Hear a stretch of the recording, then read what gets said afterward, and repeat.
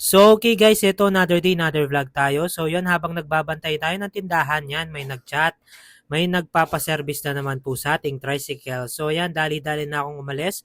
At dito nga pala siya, mga guys, dito sa tabing village namin, yan.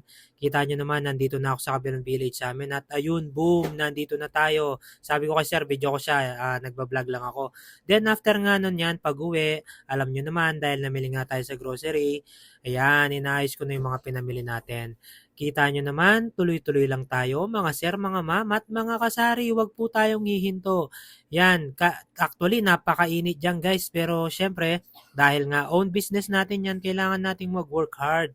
Tuloy-tuloy lang tayo at syempre, wag na wag nating kakalimutan mag-work smart. Yan, kita nyo yan. Nandito na ako sa mga beef cubes. Then after nun yan, check lang ng mga pinamimili natin. Yan guys, isang tip lang pag namimili kayo, lagi nyo i-check yung resibo kasi paminsan-minsan may nagtataas, yung mga ganun, lalo na yung mga asukal, mantika, yan, yung mga primary needs ng mga tao. So ako kahit na medyo gamay ko na yung mga ibang presyo, consistently pa rin ako na nagche-check ng mga price nila. At ito, nandito na tayo sa mga powder goods na yan, milk. At ayan, mga kape-kape na rin tayo. Yan, kita nyo naman, tuloy-tuloy lang Daddy Jepoy nyo. Hulas na, pero yan, nagpapatuloy pa rin. Wala tayong reklamo dyan. At ayun, isang tip pa guys sa mga ginagawa natin, lalo na pang personal naman or anything naman na may kinalaman sa pamumuhay natin. Let's stop complaining para hindi ganong mabigat yung mga ginagawa natin. Hindi tayo ganong mabigatan. Ayan, kita mo naman dati Jepoy nyo, di ba? Kahit mali-mali na minsan sa mga pinagsasasabi dito sa pagbablog ko, consistent pa rin tayo. Lagi isang susi rin kasi yung pagiging consistent, guys. Yan, kita nyo, yan, nandito na tayo sa candy. So yan, tuloy-tuloy lang tayo. Then, after nga nyan, guys, eto, nag 15 minutes break lang ako, coffee break lang to.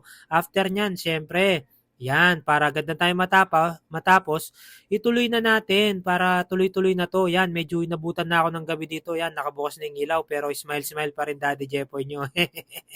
At ayan guys, nilagay ko na sa legendary cabinet yung mga asukal. At ito, nandito tayo sa mga condiments tsaka sa mga delata. Yan. Actually, marami pa akong papalengkehin. Kulang pa yan. At ito nga guys, yan, patapos na tayo sa mga food.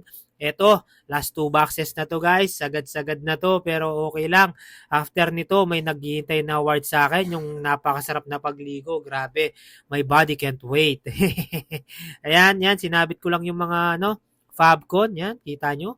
Dito sa trabaho ko, hindi talaga ako tataba kasi lagi akong pinagpapawisan at yumuyo ko tsaka umuupo, naipit yung abs. So yan, may nagpa-print din pala guys, yan, nagpi-print din pala Daddy Jepoy nyo dito sa sari-sari store namin. At ito, last batch na ng mga sabon to. Yan, ginupitan ko na, linagay ko na sa mga organizer natin. So yan, nilalagay na natin dito. Yun, hinga muna malalim Daddy Jepoy. Kasi hindi pa tapos yan, mag-ayos pa pala ako ng baka box. So yun lamang po, bye-bye, finger kay